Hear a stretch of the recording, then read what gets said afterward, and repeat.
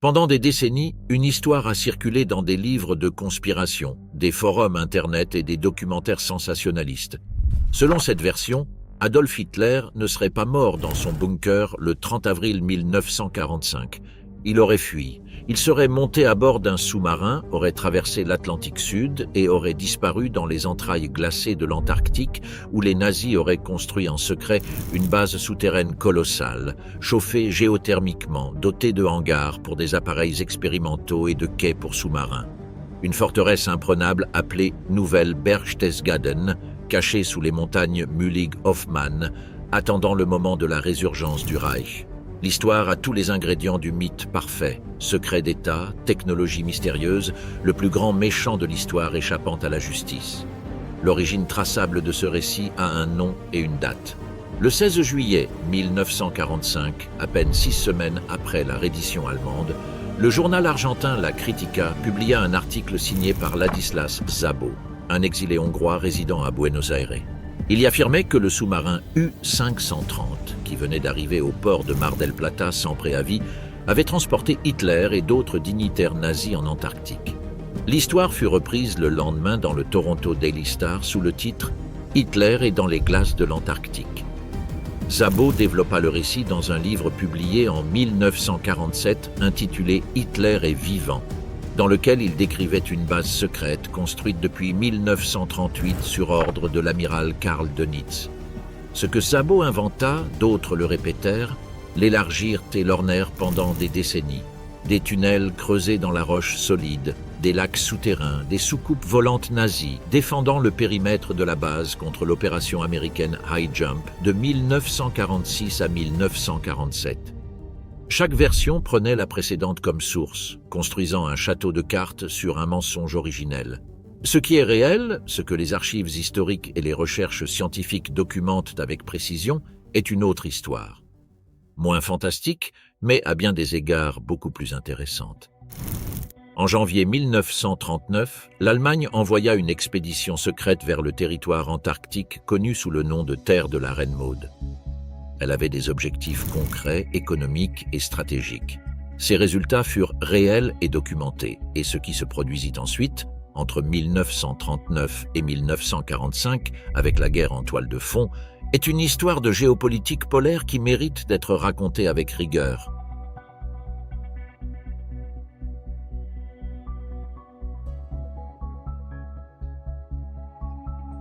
L'intérêt allemand pour l'Antarctique ne naquit d'aucune obsession mystique ni de plan de domination mondiale. Il naquit de la graisse de baleine. Dans la seconde moitié des années 1930, l'Allemagne était l'une des principales puissances baleinières de la planète. Sa flotte dans l'océan Antarctique comprenait 50 navires baleiniers et 7 navires-usines. Au cours de la saison 1938 à 1939, cette flotte produisit 492 532 barils d'huile. L'huile de baleine n'était pas un luxe industriel, c'était une ressource stratégique de tout premier ordre. Elle était utilisée pour fabriquer de la margarine à une échelle massive dont la population allemande avait besoin comme source de matières grasses alimentaires. Elle servait de lubrifiant dans les machines industrielles, et son dérivé, la glycérine, était une matière première indispensable à la production de nitroglycérine, composante essentielle des explosifs militaires.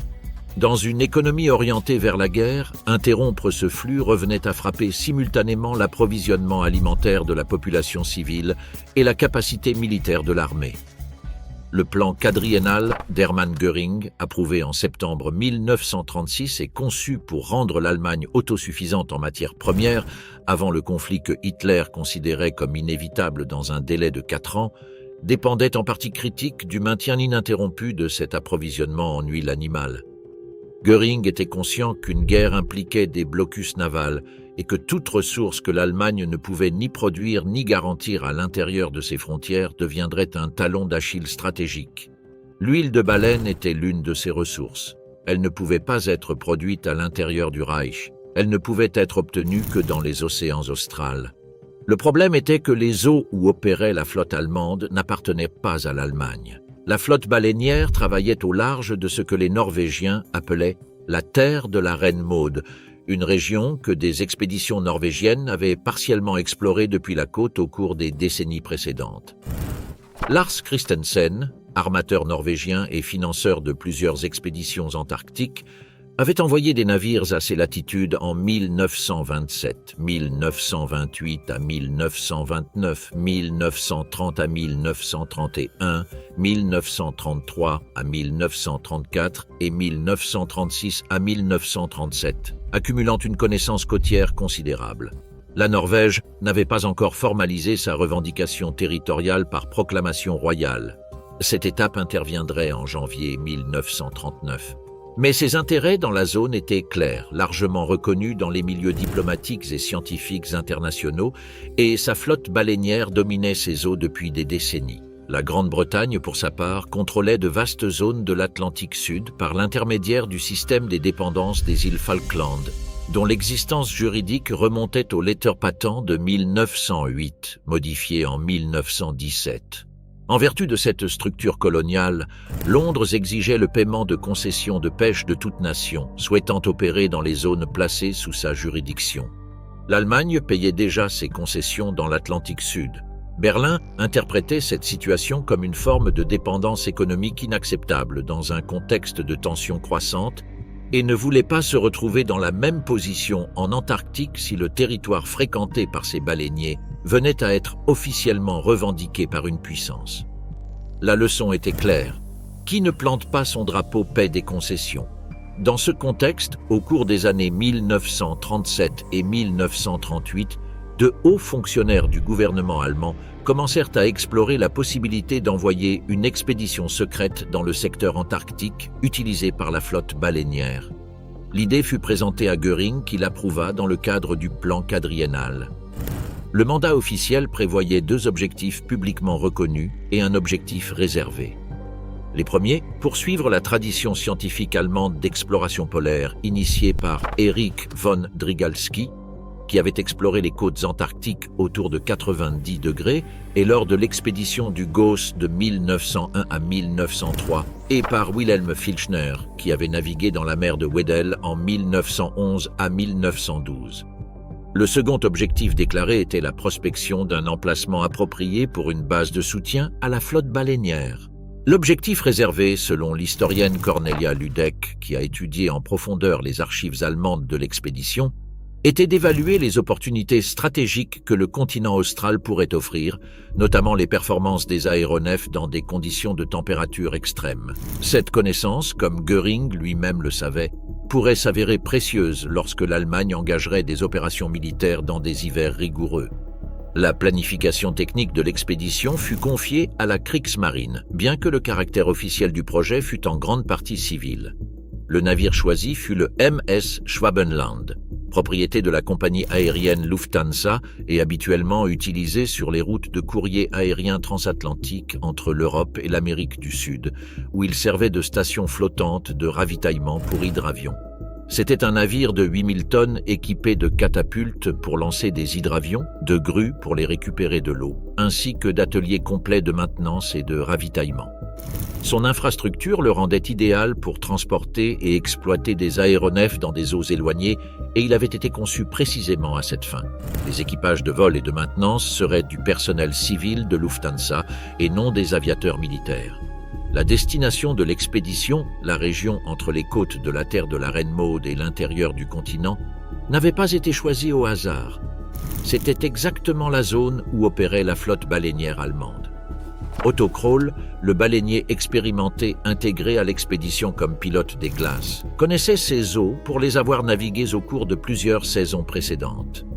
Sa présence n'était pas décorative, c'était lui qui devait guider le Schwabenland en toute sécurité parmi les glaces côtières et évaluer, sur la base d'une expérience pratique, si une zone présentait des conditions adéquates pour servir de future base aux navires-usines.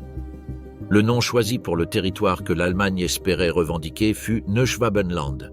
La désignation était délibérément évocatrice. La Swab est une région historique du sud-ouest de l'Allemagne, et le nom projetait sur la glace antarctique une continuité impériale aux résonances médiévales.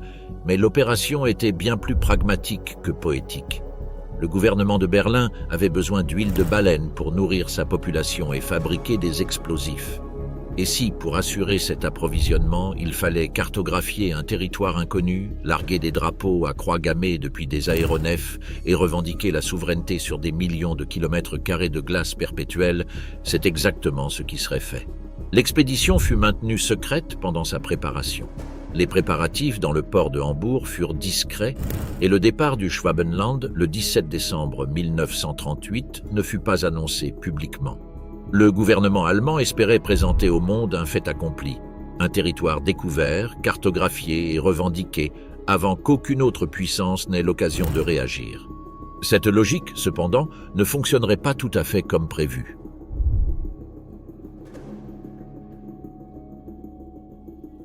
Le Schwabenland a quitté Hambourg le 17 décembre 1938. À sa tête, en tant que chef d'expédition, se trouvait le capitaine Alfred Ritscher.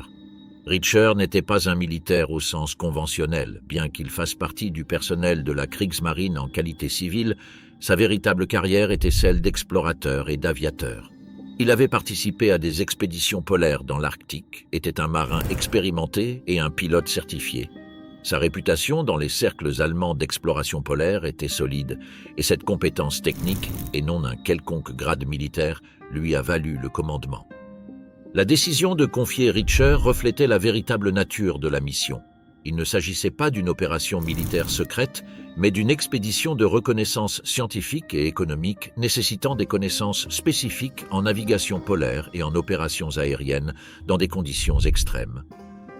À ses côtés voyageaient les pilotes et mécaniciens de la Lufthansa, responsables de l'exploitation et de l'entretien des deux hydravions embarqués, le Boreas et le Passat. Les deux étaient des Dornier Wal de 10 tonnes, un hydravion bimoteur à coque métallique qui avait prouvé sa fiabilité lors de traversées océaniques au cours de la décennie précédente. Le Dornier Wal avait une autonomie de vol d'environ 1500 à 2000 km selon la charge, suffisante pour pénétrer des centaines de kilomètres à l'intérieur des terres depuis la position du navire-mère et revenir. La caractéristique qui les rendait particulièrement précieux pour cette mission était leur capacité à opérer depuis l'eau. Ils pouvaient se poser dans des baies protégées entre les glaces, se ravitailler depuis le navire et redécoller. Otto Kroll, le baleinier vétéran inclus en tant que pilote des glaces, avait navigué dans ces mêmes eaux lors de saisons précédentes et en connaissait les particularités. Courant, répartition de la glace de mer, endroits où la plateforme côtière était navigable et où elle ne l'était pas. Sa présence était essentielle pour la sécurité du navire dans des eaux qu'aucune carte ne décrivait avec précision. Kroll a également contribué avec un chapitre entier sur les conditions de glace au rapport scientifique ultérieur de l'expédition, publié en 1942. L'équipage était complété par un groupe de scientifiques spécialisés dans diverses disciplines: océanographie, météorologie, géographie et biologie marine.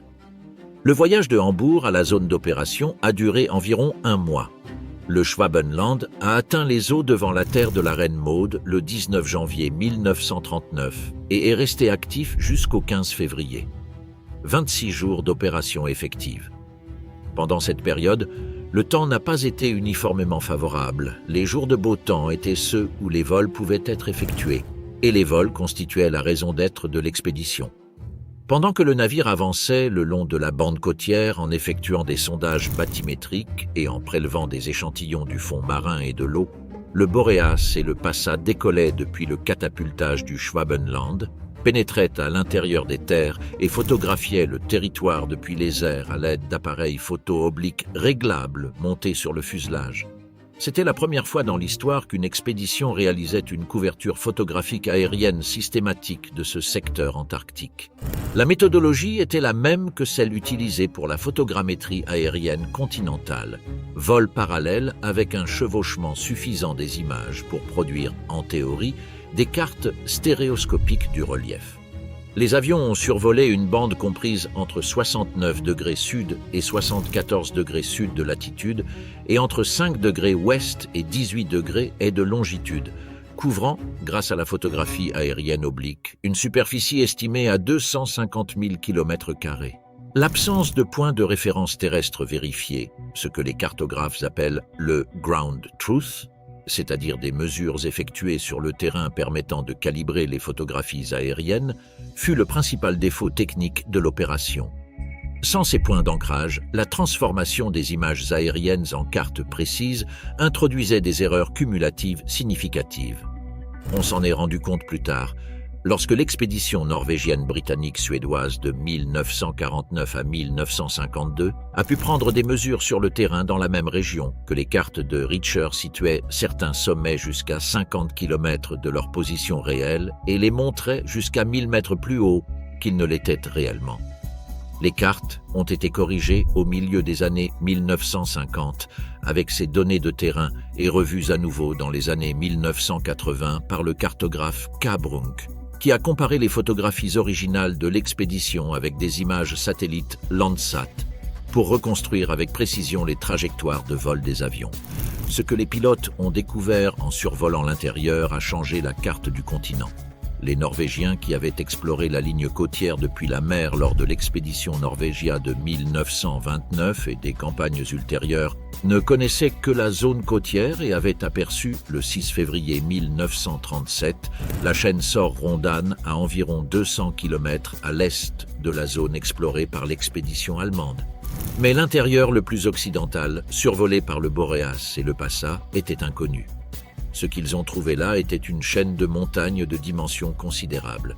Plus de 800 km de long d'est en ouest, avec des sommets atteignant 3000 mètres d'altitude, situés à environ 200 à 250 km à l'intérieur des terres depuis le bord de la plateforme côtière de glace. Ils l'ont nommé chaîne Mullig-Hoffmann. Son sommet le plus élevé était le Jökulkirkja, à 3148 mètres, dans le secteur oriental de la chaîne. Le paysage décrit par les pilotes dans leur rapport était d'une beauté arctique particulière et d'une hostilité absolue. La côte était pour la plupart une falaise de glace de 10 à 30 mètres de hauteur, le bord vertical d'une plateforme flottante d'environ 100 km de largeur. Cette plateforme était l'extension marine de la calotte glaciaire continentale, qui montait progressivement vers l'intérieur jusqu'à atteindre un plateau à 2500 à 3000 mètres d'altitude. La transition entre la plateforme côtière et le plateau intérieur était interrompue ici et là par des nunataks, sommets rocheux émergeant de la glace comme des îles de roches sombres sur une mer blanche. Puis, à mesure que le terrain s'élevait par la masse de la chaîne Mullig-Hoffmann, dont les sommets enneigés s'élevaient de 500 à 1000 mètres au-dessus de la surface de glace environnante. Près de la côte, vers 12 degrés et de longitude, les pilotes ont détecté quelque chose de totalement inattendu, une tache sombre dans le paysage blanc. Une zone d'environ 34 km² de roches exposées, sans neige, avec plusieurs petits lacs d'eau visibles. Ils l'ont appelé Oasis Schirmacher, en l'honneur du pilote Richard Schirmacher, qui l'a détecté depuis les airs. Sur un continent où 98% du sol est couvert de glace permanente, une zone rocheuse dépourvue de neige était une anomalie géographique remarquable. Le géographe de l'expédition, Ernst Hermann, a plus tard émis l'hypothèse dans son livre de vulgarisation publié en 1942 que les lacs pourraient être chauffés par une activité géothermique souterraine, hypothèse qui s'est révélée incorrecte.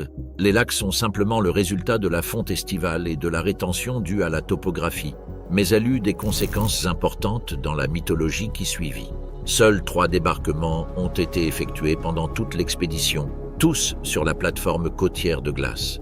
Dans chaque cas, de petits groupes d'hommes descendaient brièvement, moins d'une journée à chaque occasion, du navire en bateau ou depuis les avions pour prendre des photos détaillées, collecter des échantillons géologiques superficiels et effectuer des observations directes. L'intérieur n'a pas été exploré à pied. Les journaux de vol de l'expédition, publiés par Richter en 1942 et analysés en détail par Brunk dans les années 1980, confirment qu'aucun des avions n'a atterri sur une surface solide pendant toute la campagne. Boréas a amarré une fois au bord de la glace côtière pour prélever des échantillons, comme le montre une photo d'archive montrant l'avion flottant à côté du mur vertical de la plateforme avec des hommes regardant vers le bas depuis la glace. Cette image a été déformée des décennies plus tard par des auteurs tels qu'Ernst Zündel, écrivant sous le pseudonyme Christoph Friedrich, pour affirmer à tort qu'elle montrait un hydravion amarré dans l'un des lacs de l'oasis Schirmacher, preuve fabriquée que l'expédition avait exploré l'intérieur. Selon le plan initial, le Schwabenland a planté des drapeaux allemands à plusieurs points le long de la côte et les avions ont largué sur l'arrière-pays des fanions avec des croix gammées, acte symbolique destiné à servir de base documentaire pour de futures revendications de souveraineté. Ce que Richer ignorait pendant l'exécution de cette partie de la mission, c'est que la Norvège avait déjà agi. Le 14 janvier 1939, 5 jours avant que les avions allemands ne commencent leur vol sur l'intérieur, le gouvernement norvégien avait officiellement, par décret royal, revendiqué la terre de la reine Maud. L'expédition allemande a effectué ses travaux de cartographie et de marquage symbolique sur un territoire qui, du point de vue du droit international, avait déjà un demandeur officiel. Lorsque le Schwabenland est revenu à Hambourg le 12 avril 1939, la situation diplomatique avait changé et l'Allemagne n'a formulé aucune revendication formelle de souveraineté sur le territoire qu'elle avait nommé Neuschwabenland. L'existence de l'expédition a été gardée secrète jusqu'au 9 mars 1939, lorsqu'une annonce officielle sobre a confirmé que l'Allemagne avait découvert et cartographié depuis les airs une vaste zone du continent antarctique. Les résultats scientifiques ont commencé à être publiés dans la littérature technique allemande la même année. La Deutsche Seewarte a publié un rapport préliminaire en 1939. Helmut Foltat, fonctionnaire du plan quadriennal qui avait supervisé la planification de l'expédition, a publié une description générale et Kroll a publié un livre de vulgarisation traduit en plusieurs langues. Le rapport scientifique complet de Richer est apparu en 1942, alors que la guerre durait déjà depuis 3 ans. Les cartes préliminaires dérivées de l'expédition ont rapidement circulé dans la communauté cartographique internationale. Elles apparaissent sur de nouvelles cartes antarctiques publiées en Australie en 1939 et sur une carte de l'US Hydrographic Office en 1943. Peu après le retour du Schwabenland en Allemagne, les planificateurs ont commencé à discuter de la phase suivante. Étant donné que la revendication norvégienne compliquait les ambitions allemandes sur la terre de la reine Maud, d'autres zones ont été explorées. Selon l'UDEC, les plans pour la saison 1939 à 1940 prévoyaient de visiter le secteur du Pacifique antarctique entre 80 degrés ouest et 130 degrés ouest, une zone qui à l'époque n'était revendiquée par aucun pays. Ce changement d'objectif suggère que l'expédition du Schwabenland n'avait pas atteint son objectif territorial initial. La présence norvégienne avait fermé cette porte avant que l'Allemagne ne puisse la franchir.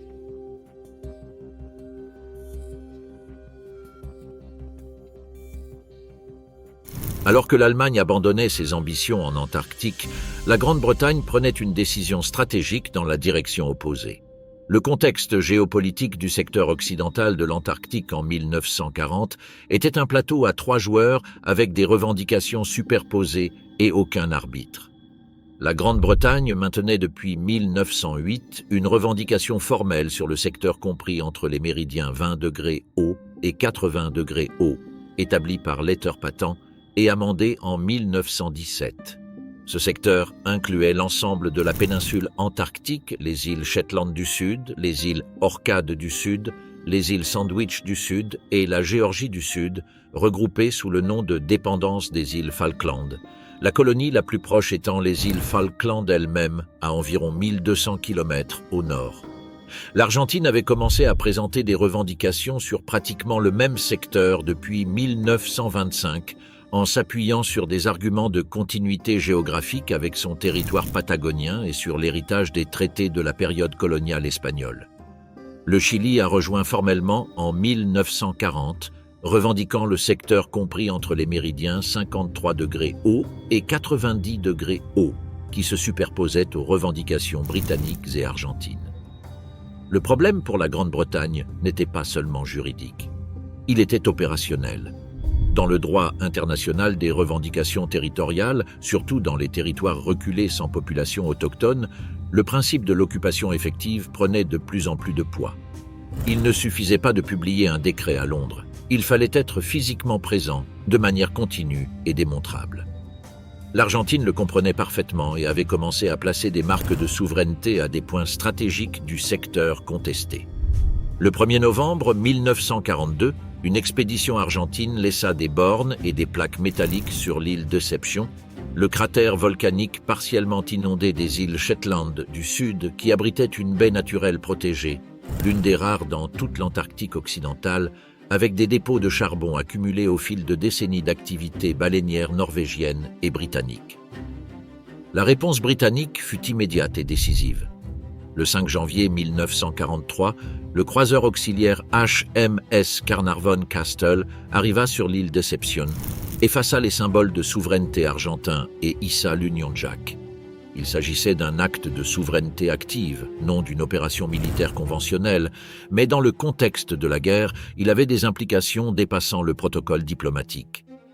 L'Argentine maintenait une neutralité qui favorisait en pratique l'Axe. Elle avait accueilli des agents du renseignement allemand, autorisé le fonctionnement de réseaux de communication pro-allemands et ses positions publiques sur la guerre étaient systématiquement équidistantes dans le meilleur des cas et indulgentes envers Berlin dans le pire. Permettre à l'Argentine de consolider sa présence dans les territoires antarctiques revendiqués par la Grande-Bretagne pendant la guerre signifiait, en pratique, laisser de l'espace à une puissance neutre sympathisante avec l'ennemi. C'est ce contexte direct qui poussa l'Amirauté, en 1943, à planifier une opération d'occupation permanente. Le projet reçut le nom de code Opération Tabarin. Les historiens ont discuté de l'origine du nom sans parvenir à un consensus définitif.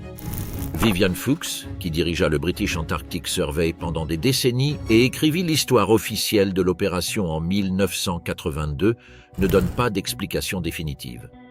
Ce qui est documenté cependant, c'est la structure de commandement. L'opération fut planifiée et exécutée par la Royal Navy sous la supervision du Colonial Office, et son objectif combinait la démonstration d'une souveraineté effective avec la collecte de renseignements sur les mouvements navals dans l'Atlantique Sud et le soutien à des programmes de recherche scientifique et géographique. Les trois objectifs étaient inséparables dans la conception originale. Les préparatifs commencèrent à l'été 1943. 2 navires furent sélectionnés, le William Scoresby, un navire de recherche océanographique construit en 1926 et utilisé régulièrement par le Discovery Committee pour des études baleinières dans l'Atlantique Sud, et le Fitzroy, un navire de ravitaillement pour les îles Falkland. Aucun des deux n'était un navire de guerre. Les membres de l'expédition, un mélange d'officiers de la marine, d'opérateurs radio, de météorologues et d'autres scientifiques, quittèrent Londres en novembre 1943. Les instructions étaient précises. Établir des bases habitées aux points géographiquement les plus favorables du secteur revendiqué par la Grande-Bretagne, de préférence dans des lieux où la présence argentine ou chilienne était plus active ou plus probable. Les 2 navires atteignirent les îles Falkland où ils chargèrent des fournitures et reçurent des informations actualisées sur les conditions dans la région. Le 29 janvier 1944, ils partirent vers le sud. La première escale fut l'île Deception, dans les Shetland du Sud, qu'ils atteignirent le 3 février 1944.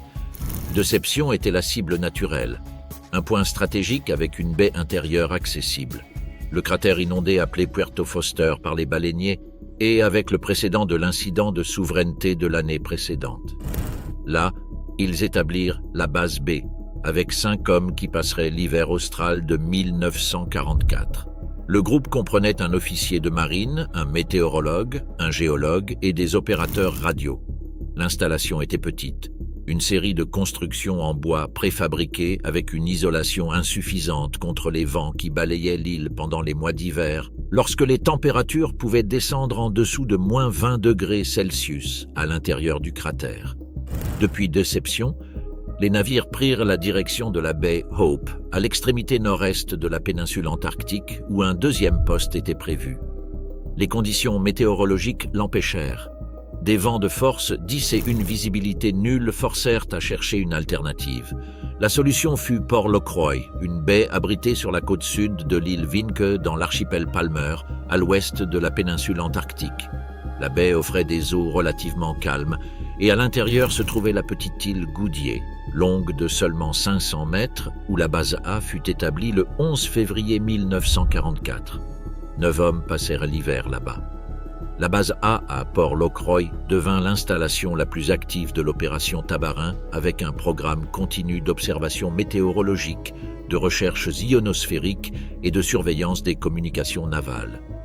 Les observations météorologiques de Port-Locroy, commencées en 1944, furent intégrées au réseau de stations de l'Organisation météorologique mondiale et se poursuivirent pendant des décennies.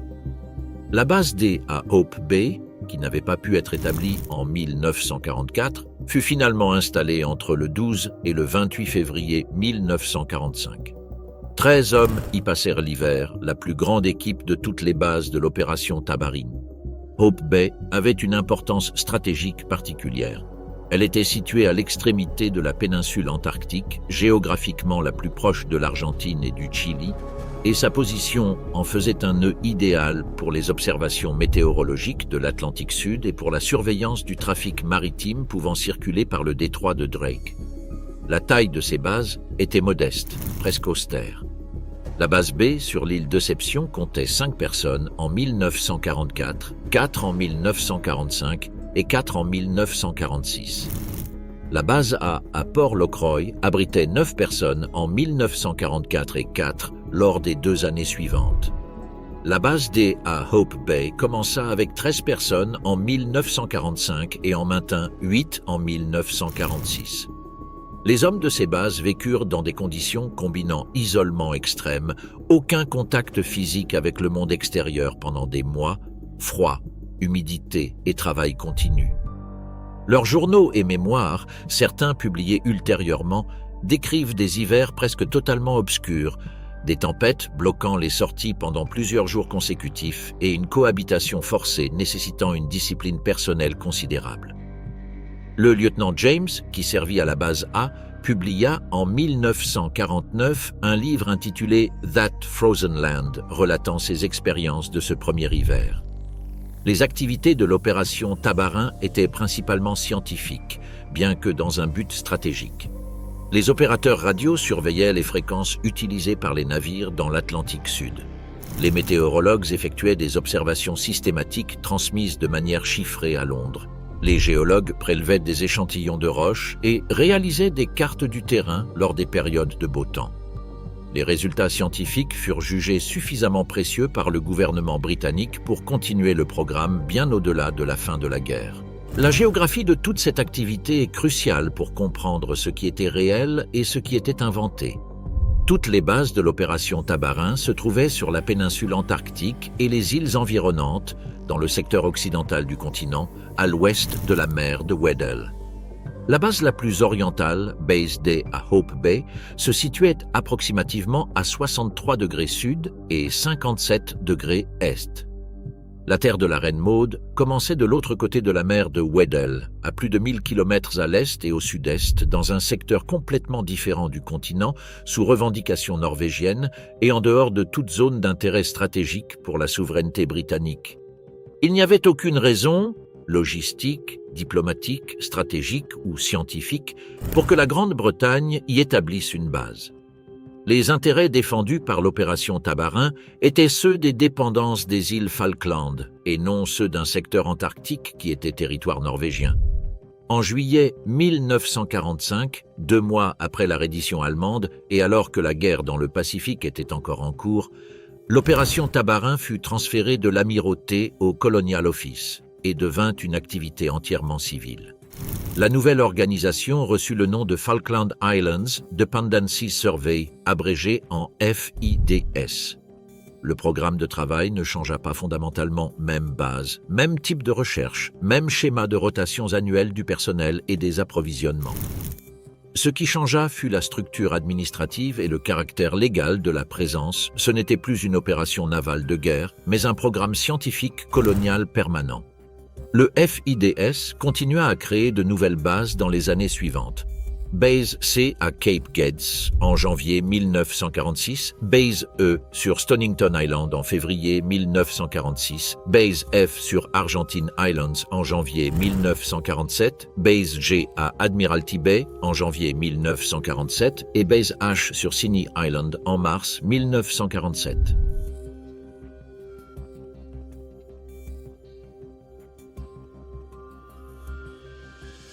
Le matin du 10 juillet 1945, 62 jours après la reddition inconditionnelle de l'Allemagne, Un sous-marin apparut dans les eaux du Rio de la Plata et se rapprocha du port militaire argentin de Mar del Plata.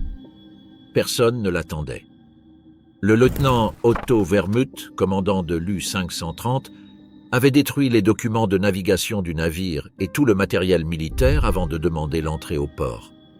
Cette destruction de documents, complètement atypique pour une reddition conventionnelle, les protocoles navals exigeaient la remise des navires avec leur documentation intacte, fut le premier signe qui déclencha des spéculations.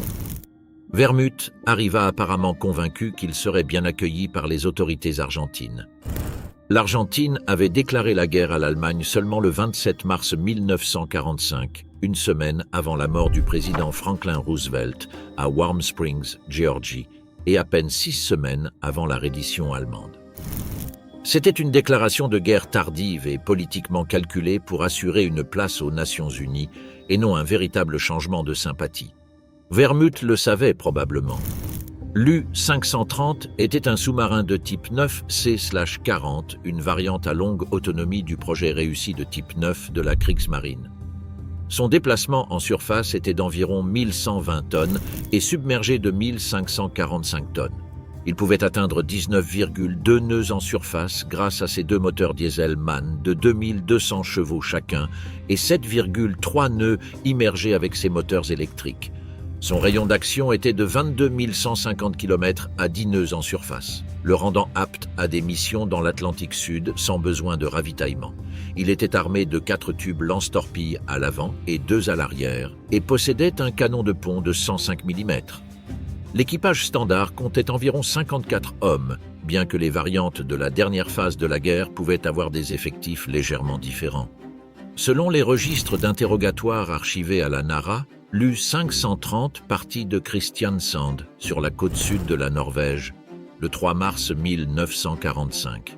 Il passa 10 jours à la base de Horten, dans le fjord d'Oslo, et commença à naviguer vers l'Atlantique ouvert le 13 mars. Les registres d'interrogatoire le situent en opération dans les eaux, face à New York, entre le 4 et le 7 mai. Lorsque Wermuth reçut la confirmation de la capitulation allemande le 8 mai, le jour de la victoire en Europe, il prit la décision de ne pas se rendre. Il quitta la zone de New York le 10 mai en direction du sud. Les interrogateurs déterminèrent que l'U-530 traversa l'équateur le 17 juin et arriva à Mar del Plata le 10 juillet, pour un trajet total depuis New York de 61 jours. Naviguant à 7,5 nœuds en surface la nuit et à 2 nœuds immergés le jour jusqu'à 20 degrés sud, puis à 9 nœuds en surface. Les calculs de vitesse et de distance donnent un temps de trajet d'environ 65 jours, légèrement supérieur aux 61 réels, cohérent avec des conditions de navigation favorables à certaines étapes. Le 17 août, 5 semaines après l'U-530, un second sous-marin apparut à Mar del Plata. L'U-977, commandé par l'oberlieutenant Heinz Schäfer. C'était un sous-marin de type Finsari AIEC/41, plus petit et avec moins d'autonomie que l'U-530, mais le type le plus produit de la guerre, plus de 560 unités construites. Il avait un déplacement en surface de 759 tonnes et submergé de 860 tonnes. Sa vitesse maximale était de 17,7 nœuds en surface et 7,6 nœuds immergés avec un rayon d'action de 14 500 km à 10 nœuds. Schäfer publia ses mémoires en 1952 sous le titre U-977, présentant la version des faits qu'il avait relatée à ses interrogateurs. L'U-977 quitta Kristiansand le 2 mai 1945. Avec la nouvelle de la reddition le 8 mai, Schäfer donna à ses hommes la possibilité de choisir. Ceux qui voulaient débarquer pouvaient le faire. 16 marins choisirent de débarquer près de Bergen, sur la côte norvégienne, dans la nuit du 10 mai. Avec les 32 hommes restants, Schäfer submergea le navire et commença le long voyage vers le sud, utilisant le Schnorchel, un tube de ventilation qui permettait au navire de renouveler l'air et de recharger les batteries sans émerger complètement, pour naviguer sous la surface pendant 66 jours consécutifs, tout en contournant les îles britanniques et descendant le long de la côte africaine. Cette période d'immersion quasi continue fut un record opérationnel pour un sous-marin de la Seconde Guerre mondiale. Ils traversèrent l'équateur le 23 juillet et se rendirent à Mar del Plata le 17 août avec tous les documents du navire intacts. L'intégrité de la documentation de l'U-977 fut décisive pour les interrogateurs. Les listes d'équipage des deux navires furent fournies par la marine argentine et publiées par Szabó dans son livre de 1947. L'U-530 arriva avec 54 hommes, l'équipage normal pour ce type de sous-marin, et l'U-977 avec 32, ce qui s'explique par les 16 marins qui avaient choisi de débarquer à Bergen. Szabó affirma, sans aucune base technique, que les deux navires auraient dû arriver avec seulement 18 à 27 hommes, impliquant qu'ils avaient laissé des passagers quelque part en chemin. Cette affirmation fut répétée pendant des décennies par des auteurs ultérieurs. Elle était complètement erronée. Les registres de la Kriegsmarine et les études de Clay Blair sur la guerre sous-marine allemande établissent avec précision les tailles d'équipage standard pour les deux types de navires. Les interrogatoires furent menés successivement par la marine argentine, la marine américaine et la marine britannique. Les interrogateurs avaient des objectifs clairs: déterminer si les sous-marins avaient transporté Hitler, d'autres hauts responsables nazis ou des trésors du Reich, et déterminer s'ils avaient visité l'Antarctique à un moment donné du trajet. Les réponses de Vermuth et Schaeffer furent cohérentes. Ils n'avaient transporté aucun passager, n'avaient visité aucun point de la côte sud-américaine avant Mar del Plata et bien sûr n'avaient pas été en Antarctique. Les interrogateurs trouvèrent les explications plausibles et cohérentes avec les données techniques disponibles et libérèrent finalement les deux commandants et leurs équipages. Les recherches ultérieures de R.C. Newton, publiées dans le cadre de l'étude sur les mouvements d'Allemands vers l'Argentine après la guerre, n'ont trouvé aucune preuve documentaire d'une fonction spéciale de ces sous-marins.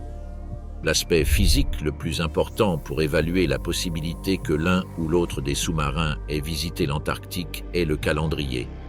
L'U-530 quitta New York le 10 mai. S'il avait navigué vers le sud pour visiter la côte de la terre de la Reine Maude, environ 70 degrés sud, à quelques 11 000 km de New York, puis continué vers Mar del Plata, encore 6 000 km depuis l'Antarctique, il aurait parcouru une distance totale d'environ 17 000 km en 61 jours, nécessitant une vitesse moyenne soutenue de plus de 11 nœuds. Cela était impossible pour un navire qui, selon son propre commandant, naviguait à 7,5 nœuds en surface la nuit et à 2 nœuds immergés le jour, utilisant cette cadence précisément pour économiser le carburant. Mais l'obstacle définitif était la glace de mer. Juin, juillet et août correspondent à l'hiver dans l'hémisphère sud. Les données satellites de la NASA, analysées ultérieurement dans plusieurs études, montrent que la glace de mer devant la côte de la terre de la Reine Maude s'étend sur environ 500 km depuis la côte en mai et juin et jusqu'à 1665 km en juillet, août et septembre. Pour que l'U-530 ait atteint la côte antarctique et retourné en direction de l'Argentine, il aurait dû naviguer sur environ 1000 km sous la glace. Pour l'U-977, compte tenu de sa trajectoire plus tardive, la distance aurait été d'environ 3300 km sous la glace. Les sous-marins diesel électriques de la Seconde Guerre mondiale ne disposaient pas de système de production d'oxygène indépendant. Sans CO2 scrubbers, dispositif d'élimination du dioxyde de carbone, l'air respirable à l'intérieur de la coque s'épuisait en environ 48 heures sans renouvellement. Pour renouveler l'air, le navire devait émerger en surface ou utiliser le schnorchel, ce qui nécessitait au moins que l'extrémité du tube soit exposée à l'air atmosphérique. Sous une couverture de glace de mer de 1 à 2 mètres d'épaisseur, aucune des deux options n'était viable. Le navire aurait dû briser la glace pour émerger et les coques des sous-marins de l'époque n'étaient pas renforcées pour ce type de pression. Lors de l'opération High Jump, durant l'été austral de 1947, le sous-marin USS Senet subit des dommages à sa coque à cause du mouvement de la glace estivale et dut être assisté par le brise-glace Northwind. Les conditions en plein hiver auraient été incomparablement plus destructrices. La navigation sous la glace aurait été en outre problématique pour des raisons d'orientation. En hiver antarctique, le soleil ne se lève pas au-dessus de l'horizon le long des côtes de la terre de la Reine Maude pendant les mois de juin et juillet. Le ciel reste sombre 24 heures sur 24, avec des couvertures nuageuses fréquentes. Sans visibilité solaire ou stellaire, obtenir des positions de navigation précises avec les méthodes disponibles en 1945 était pratiquement impossible. Naviguer dans l'obscurité totale, sous la glace, vers une côte mal cartographiée, avec des icebergs de taille variable répartis aléatoirement dans les eaux environnantes, aurait représenté un risque suicidaire pour tout commandant soucieux de la survie de son équipage. Supposant, dans l'exercice de la possibilité extrême, que l'un de ces sous-marins ait miraculeusement atteint la côte, il aurait trouvé ceci. Température moyenne -26 degrés Celsius, vent moyen de 28 km/h, ressenti thermique -40 degrés Celsius, obscurité permanente, et une plateforme de glace côtière de 10 à 30 mètres de hauteur au-dessus du niveau de la mer.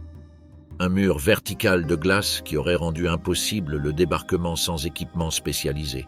De cette côte jusqu'aux montagnes Mullig-Hoffmann, où la base était supposée se trouver, il y avait 200 km de glace plane traversée de crevasses invisibles dans une obscurité totale, sans carte, sans véhicule, sans chien de traîneau. Concernant le seul élément physique anormal mentionné dans les chroniques de l'U-530, les 540 colis de cigarettes que Sabot rapporta avoir comptés, la chaîne de distorsion illustre comment fonctionnent les mythologies historiques. Colis est un mot français signifiant paquet ou lot. Dans le contexte d'un navire, il faisait probablement référence à des cartons de cigarettes. Dans la version de Friedrich, publiée en 1979, ces paquets furent transformés en 540 grandes boîtes ou barils. Et le texte était accompagné d'une photographie d'un sous-marin avec des barils sur le pont, suggérant que les barils étaient remplis de cigarettes. Friedrich était le même auteur qui avait falsifié la photographie d'un hydravion au bord de la plateforme de glace pour la faire passer pour une image d'un avion dans l'oasis Schirmacher. Les deux distorsions, celle du navire et celle des cigarettes, sont représentatives de la méthode. Prendre un détail réel, l'amplifier, l'accompagner de preuves visuelles hors contexte et présenter l'ensemble comme preuve de quelque chose qui n'est jamais arrivé. En octobre 1945, le premier régiment SAS fut officiellement dissous sur ordre du quartier général de l'armée britannique. La décision ne fut pas une surprise. Le SAS avait été créé en juillet 1941 par le lieutenant David Stirling comme unité d'opération spéciale dans le désert d'Afrique du Nord, conçue pour frapper des aérodromes et des dépôts de ravitaillement profondément derrière les lignes ennemies. Pendant 4 ans, il opéra en Afrique du Nord, en Sicile, en Italie, en France et aux Pays-Bas, acquérant une réputation d'efficacité dévastatrice disproportionnée par rapport à sa taille. Mais avec l'Allemagne vaincue et le Japon à quelques semaines de sa propre reddition, l'armée britannique était en cours de démobilisation accélérée. Les unités d'opération spéciales, conçues pour la guerre d'infiltration et de sabotage, n'avaient pas de place évidente dans l'ordre de bataille en temps de paix. Le SAS fut dissous. Ces hommes, démobilisés, étaient libres de chercher de nouvelles voies. 3 de ses membres les plus remarquables prirent une voie que personne n'aurait anticipée. Le lieutenant-colonel Blair Paddy, Maine, commandant du 1er régiment SAS dans la dernière phase de la guerre, était en octobre 1945 l'un des soldats britanniques en activité les plus décorés. Nord-irlandais, né à Newtownards, comté de Down, en 1915, il avait joué au rugby international pour l'Irlande avant la guerre et s'était révélé au combat par un courage frôlant l'imprudence et une capacité tactique exceptionnelle. Il avait reçu 4 Distinguished Service Orders, la 2e plus haute distinction de l'armée britannique, en reconnaissance de ses opérations dans le désert, en Italie et dans le nord-ouest de l'Europe. Certains de ses supérieurs avaient proposé la Victoria Cross, la distinction la plus élevée, mais la recommandation n'avait pas été retenue pour des raisons que les historiens militaires ont débattues sans parvenir à un consensus définitif. Aux côtés de Maine, les majors G. Tonkin et M. Sadler furent également démobilisés à la dissolution du régiment. Les 3 partageaient quelque chose au-delà de leur parcours au SAS, la recherche d'un nouveau défi ayant l'intensité à laquelle le combat les avait habitués. À cet égard, l'Antarctique offrait quelque chose de réel, un environnement d'hostilité comparable à n'importe quel théâtre de guerre, avec la différence que l'adversaire était le climat et le terrain, et non une armée ennemie. La toute nouvelle Falkland Islands Dependencies Survey L'organisation civile qui avait succédé à l'opération Tabarin en juillet 1945 recherchait du personnel capable physiquement et mentalement de travailler dans des conditions d'isolement extrême. Les 3 anciens officiers du SAS signèrent des contrats civils de 2 ans. La reconstitution chronologique précise des mouvements de ces 3 hommes fut réalisée par le biographe Ash Ross dans son livre Paddy Mayne, lieutenant-colonel Blair Paddy Mayne, un SAS régiment, publié en 2003, basé sur le journal personnel de Mayne et sur les documents conservés par sa famille. Cette recherche permet de réfuter avec précision les affirmations de certains auteurs qui situent des hommes du SAS aux Falklands en octobre 1945, prétendument en préparation d'une mission pour attaquer une base nazie en terre de la Reine Maude. Mayne arriva à Montevideo, Uruguay, le 8 décembre 1945, en transit vers les Falklands. Sadler et Tonkin arrivèrent peu après par le même itinéraire. Les 3 atteignirent Port Stanley, capitale des Falklands, entre le 21 et le 30 décembre 1945, répartis en 3 groupes voyageant à des dates légèrement différentes. Mayne et Tonkin quittèrent Port Stanley le 9 janvier 1946 à bord d'un navire FIDS et visitèrent successivement la base B sur l'île de Deception, où ils arrivèrent le 13 janvier, et la base A à Port Lockroy, qu'ils atteignirent le 17 janvier. Le 23 janvier, ils revinrent à Port Stanley. Le voyage complet dura 14 jours et se déroula entièrement dans le secteur de la péninsule antarctique à plus de 1000 km à l'ouest de la terre de la Reine Maude. À leur retour à Port Stanley, Mayne fut hospitalisé. Les douleurs dorsales dont il souffrait étaient la conséquence d'une ancienne blessure, probablement accumulée au cours d'années d'opération où il avait enduré une usure physique considérable. L'état était suffisamment grave pour l'empêcher de poursuivre le travail de terrain requis par l'expédition. Mayne quitta les Falklands et retourna en Grande-Bretagne, où il arriva en mars 1946. Sa participation à l'expédition antarctique fut brève, physiquement limitée et entièrement civile. Il mourut dans un accident de la route à Newtownards le 14 décembre 1955 à l'âge de 40 ans. Tonkin et Sadler continuèrent sans Mayne.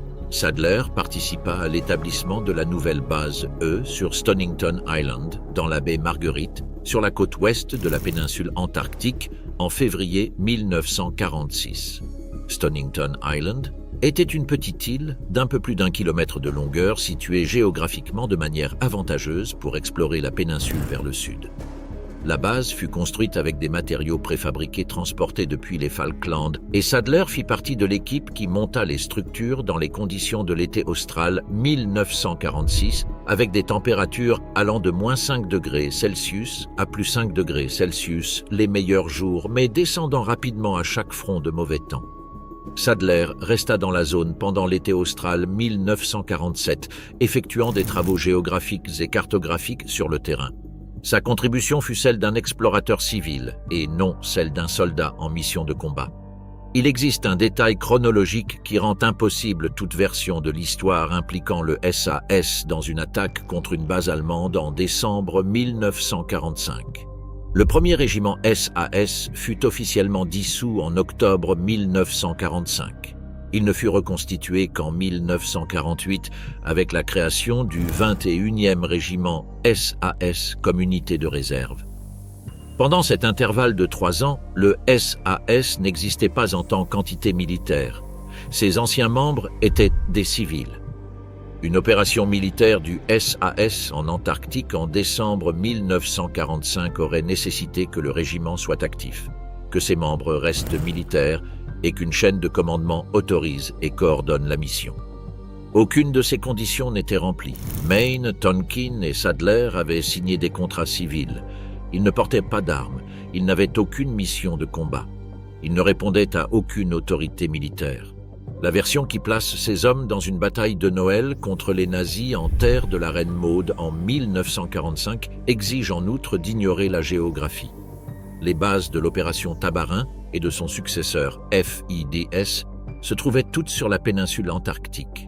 La terre de la Reine Maude se trouvait de l'autre côté de la mer de Weddell, un plan d'eau d'environ 1000 km de large à son point le plus étroit, recouvert de glace marine à cette période de l'année. Aucun navire FIDS ne visita ce secteur pendant les années de l'opération Tabarin, ni dans les années immédiatement suivantes.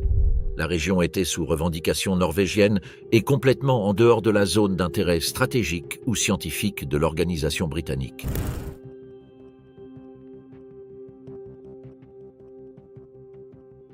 Entre septembre 1939 et mai 1945, l'Antarctique fut essentiellement un continent parallèle à la guerre, présent dans les calculs stratégiques de certaines puissances, mais absent en tant que théâtre d'opérations réelles. La guerre navale dans l'Atlantique Sud commença à avoir une importance pour l'Antarctique dès les premiers mois du conflit, bien que de manière indirecte. L'Atlantique Sud était une route critique pour l'approvisionnement britannique depuis l'Amérique du Sud et pour le transport de matières premières entre les domaines du Commonwealth et la métropole. Les croiseurs de surface allemands et, par la suite, les sous-marins de la Kriegsmarine opérèrent dans ces eaux dès les premières phases. Le cuirassé de poche Admiral Graf Spee, l'un des navires les plus modernes de la Kriegsmarine, opérait dans l'Atlantique Sud dès août 1939, avant même la déclaration formelle de guerre, en coulant 9 navires marchands britanniques. Sa poursuite est la bataille du Rio de la Plata le 13 décembre 1939, qui le conduisit à se réfugier à Montevideo et à être sabordé par son équipage le 17 décembre, constituèrent l'épisode naval le plus dramatique dans ces eaux au cours des premiers mois de la guerre. Dans ce contexte, les îles et les baies du secteur antarctique occidental prenaient une valeur stratégique spécifique. L'île Deception, avec sa baie intérieure volcanique parfaitement protégée et ses dépôts de charbon accumulés par des décennies d'activités baleinières norvégiennes et britanniques, était le seul point sur des centaines de kilomètres où un navire pouvait se réfugier, se ravitailler et effectuer des réparations mineures. L'amirauté à Londres était parfaitement consciente de cette valeur. Il en allait de même pour la marine argentine. La première action britannique dans la région, la visite du HMS Queen of Bermuda à l'île Déception en mars 1941, répondait exactement à cette logique. Détruire le charbon et percer les réservoirs de carburant afin qu'aucun navire de surface allemand ne puisse utiliser le port comme base de soutien. Les croiseurs auxiliaires allemands, les Hilfskreuzer, opérèrent largement dans l'Atlantique Sud et même dans l'océan Antarctique en 1940 et 1941.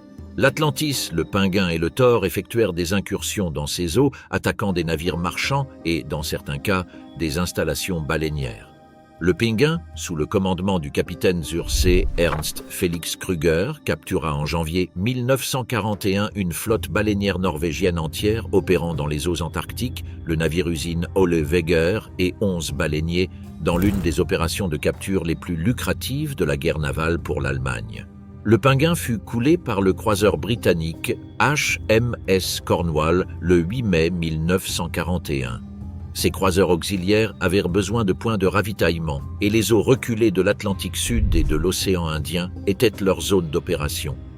Mais aucun ne visita la terre de la Reine Maude ni n'essaya d'établir une quelconque installation sur le continent antarctique. Leurs besoins logistiques étaient satisfaits par des rencontres en haute mer avec des navires de ravitaillement et occasionnellement par des escales dans des ports de pays neutres ou sympathisants.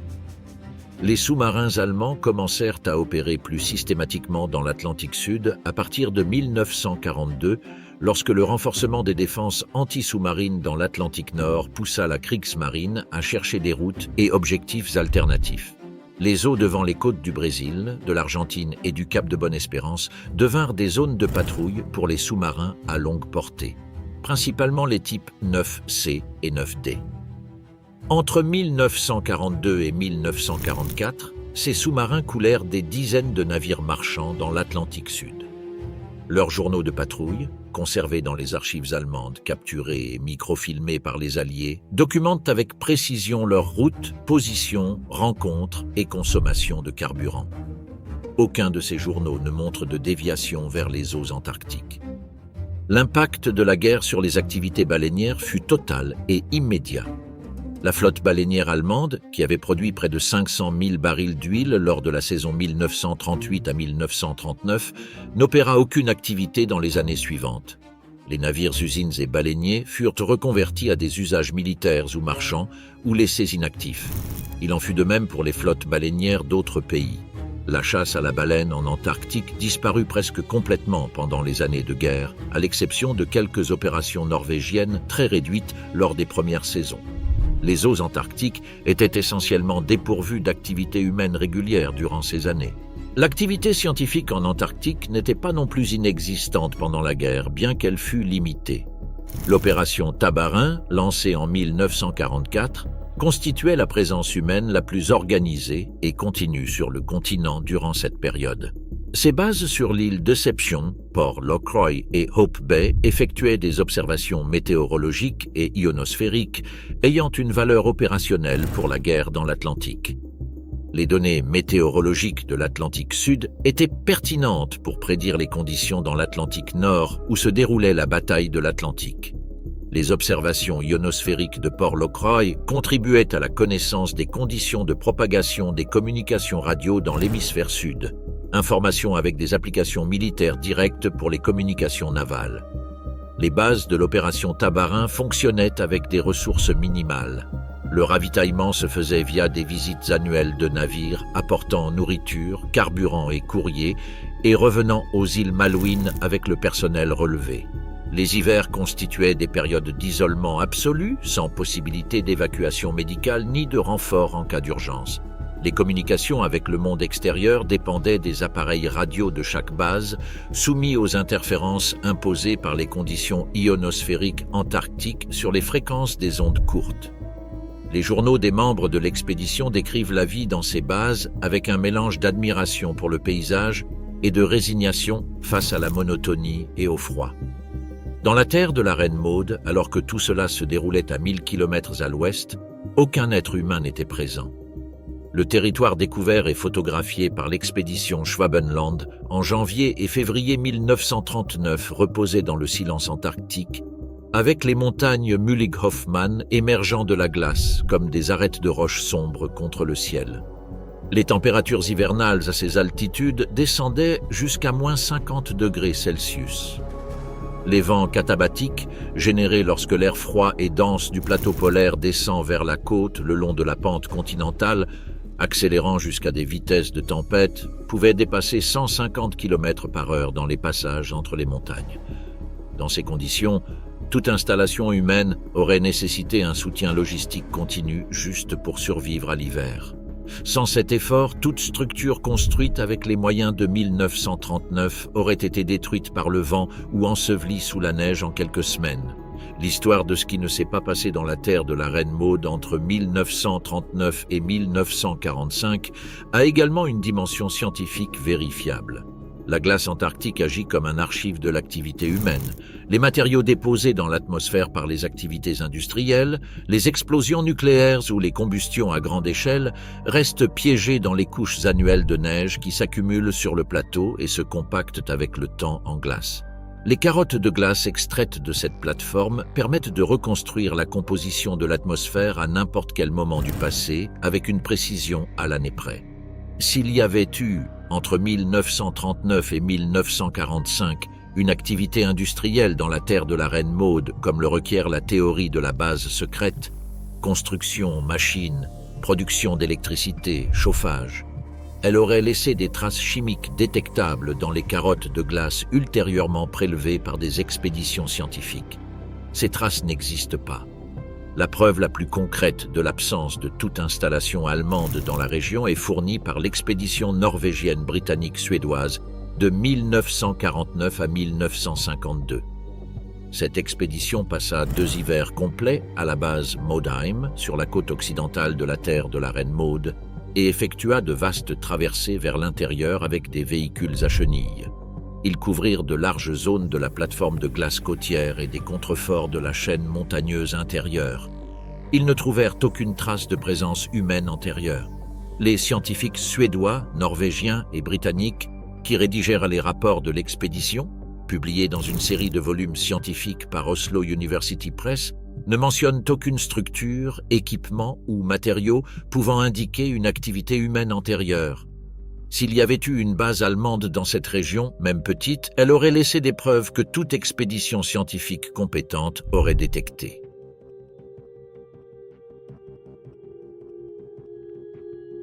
Imaginez construire une base dans les montagnes Mullig-Hoffmann pendant l'été austral de 1939. Pas avec les moyens d'une expédition moderne bien équipée, mais avec les ressources spécifiques que transportait à bord le Schwabenland. Le premier problème était la distance.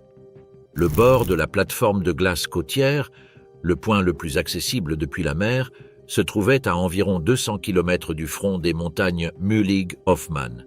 Cette distance ne pouvait pas être parcourue en ligne droite. Le terrain entre la côte et les montagnes était une pente graduelle de glace continentale avec une surface apparemment lisse qui cachait un réseau de crevasses.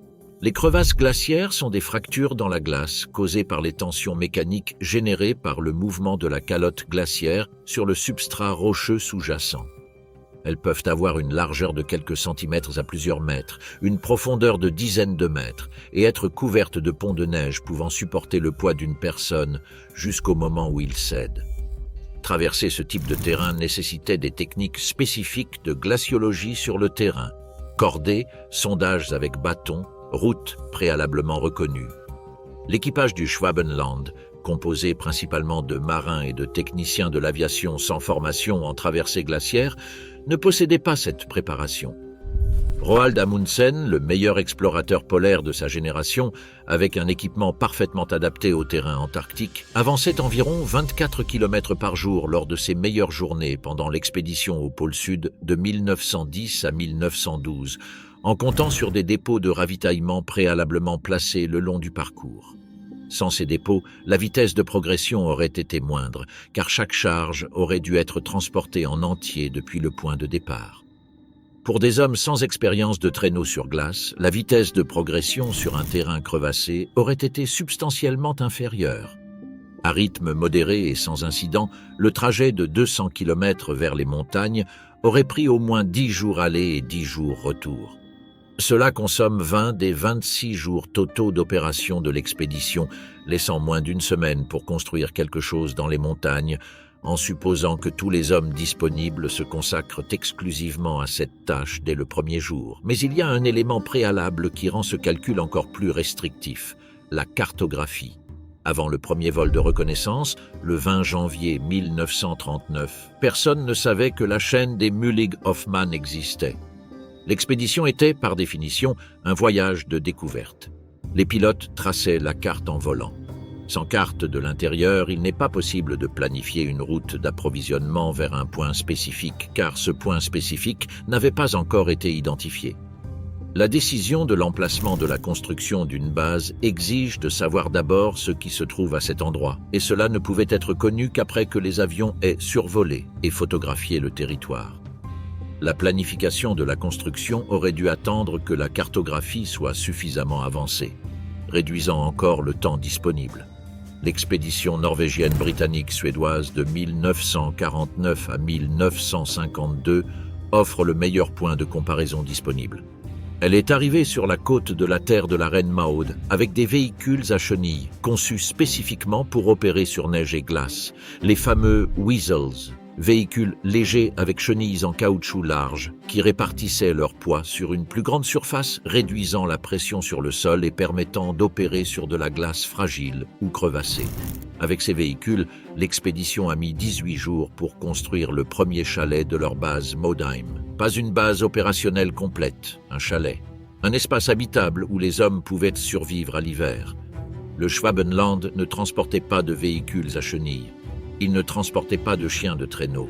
Amundsen, qui en avait mis 14 jours pour construire sa base Framheim en janvier 1911. Les seuls traîneaux documentés à bord du Schwabenland étaient de petits traîneaux d'urgence transportés par chaque avion dans le fuselage, conçus pour être utilisés si un avion devait effectuer un atterrissage d'urgence et que l'équipage devait s'éloigner de l'épave. L'argument selon lequel les hydravions Boreas et Passat auraient pu servir de transport vers l'intérieur, transportant personnes et matériaux jusqu'aux montagnes, rencontre des obstacles techniques tout aussi insurmontables. Les Dornier-Wal étaient des hydravions. Leur train d'atterrissage était la coque métallique du fuselage, conçue pour flotter et glisser sur l'eau. Ils n'avaient pas de roues ni de patins pour se poser sur des surfaces solides. Ils pouvaient amérir sur de l'eau relativement calme et en décoller. Se poser sur la glace intérieure, avec sa surface irrégulière, ses crevasses cachées et son altitude variable, aurait endommagé irrémédiablement la coque et probablement détruit l'avion. Les journaux de vol de l'expédition, publiés par Richer en 1942 et analysés en détail par le cartographe Brunk, confirment qu'aucun des deux avions n'a atterri sur une surface solide durant toute la campagne. Tous les vols sur l'intérieur étaient des reconnaissances photographiques sans contact avec le sol. Il existe un précédent parfois cité pour suggérer qu'un Dornier Wal aurait pu se poser sur la glace. Lors de l'expédition arctique de 1925, où Amundsen et Lincoln Ellsworth tentèrent d'atteindre le pôle Nord avec 2 Dornier Wal, un des avions dut atterrir d'urgence sur une banquise lorsque les pilotes constatèrent que la zone d'eau libre où ils avaient atterri se refermait. Mais cet atterrissage fut une urgence désespérée sur une banquise relativement plane dans l'océan Arctique, pas une opération planifiée sur la glace continentale intérieure antarctique avec sa topographie irrégulière et ses crevasses. Amundsen décrivit l'incident comme l'un des moments les plus terrifiants de sa vie d'explorateur. L'argument géothermique mérite une analyse spécifique car il a été la graine à partir de laquelle a émergé la version la plus élaborée de la légende de la base secrète.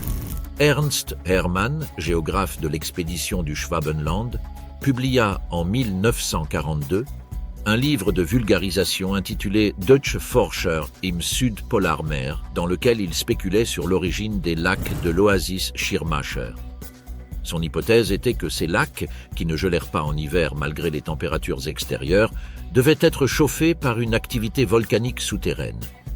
Pour soutenir cette idée, Hermann traça une ligne de faiblesse crustale à travers l'Atlantique central, passant par les volcans de Jan Mayen, les Açores, Ascension, Tristan da Cunha et Bouvetoya, et la prolongea hypothétiquement vers le sud pour traverser la terre de la Reine Maude et se connecter au volcan actif Erebus sur l'autre côté du continent.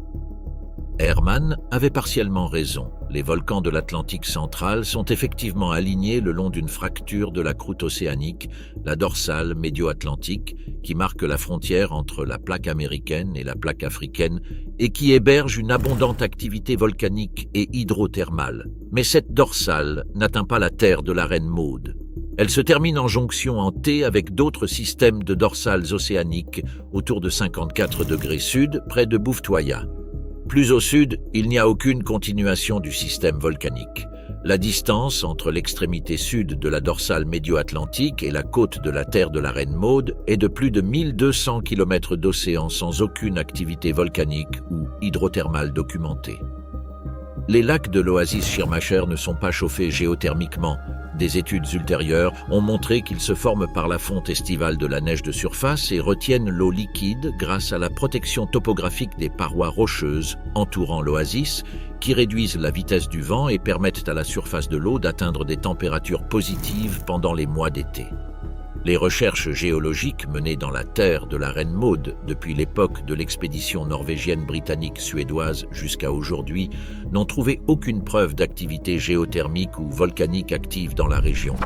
Le travail de synthèse géologique de R.G. Tingey, publié en 1991 dans le volume collectif The Geology of Antarctica, Oxford University Press, est explicite. Aucune activité volcanique ou géothermique n'a été signalée dans la terre de la Reine Maude.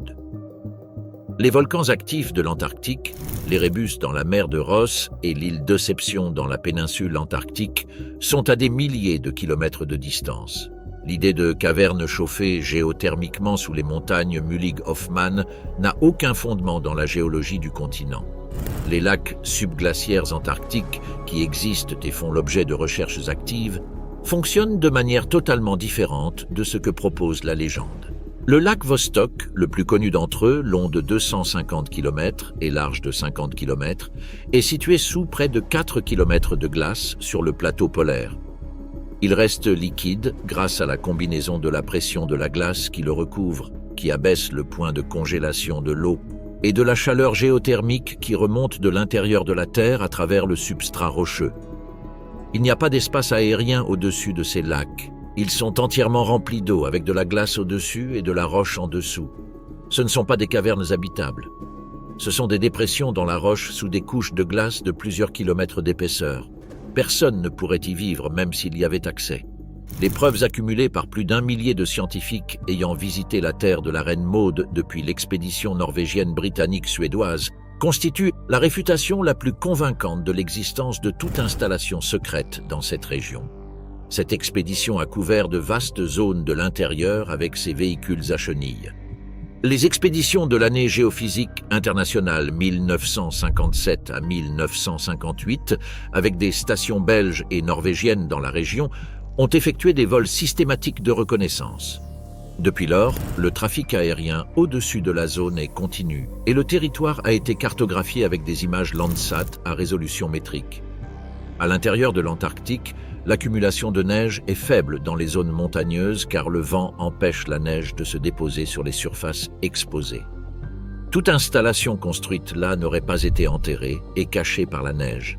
Elle serait restée visible, se détériorant sous l'effet du vent, du froid et du rayonnement ultraviolet jusqu'à ce que l'une des dizaines d'expéditions ayant visité la région la découvre. Aucune ne l'a découverte, parce qu'elle n'a jamais existé.